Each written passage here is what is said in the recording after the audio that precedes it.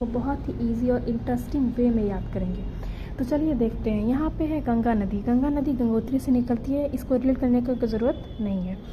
दूसरा में है घाघरा। घाघरा लड़कियाँ पहनती हैं और घाघरा जब भी लड़कियाँ खरीदती है वो अपने माप और चुन के खरीदती है। तो क्या हो गया, माप चुन गो हिमनद, ये यहाँ से निकलती है।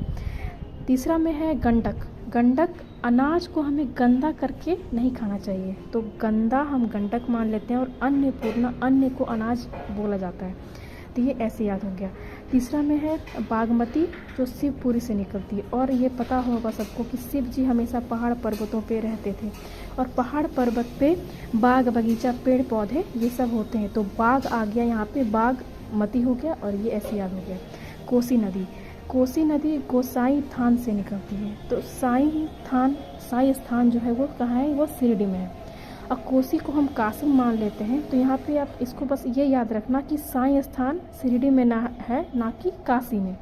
तो ये ऐसे याद हो गया, काशी, कोसी और शिरडी स्थान। तो नीचे है कमला नदी। कमला नदी को रीड करने की ज़रूरत नहीं, क्योंकि कमला कमला दोनों में आ रहा है। बूढ़ी गंडक जो सोमेश्वर से निकलती है। हमारे यहाँ बूढ़ों को ईश्वर के समान माना जाता है, क्योंकि इनके पास जीवन जीने का तजुर्बा हमसे बहुत ज़्यादा होता है, तो इसीलिए इसको ऐसे याद रख सकते हैं। सोमेश्वर, ईश्वर, ये ऐसे आ गया। बूढ़ी, तो बूढ़ी इधर आ ही रहा है। नीचे है महानंदा, जो हल्दीराम से निकलती है। हल्दीराम कंपनी महान कंपनियों में से एक है, क्योंकि इसके प्रोडक्ट्स बहुत टेस्टी होते हैं, तो इसको हम ऐसे याद रख सकते हैं, हल्दीराम महान है। नीचे है मच्छी, जो महाभारत पर्वत से निकलती है, तो इसको ऐसे याद रख सकते हैं। Thank you.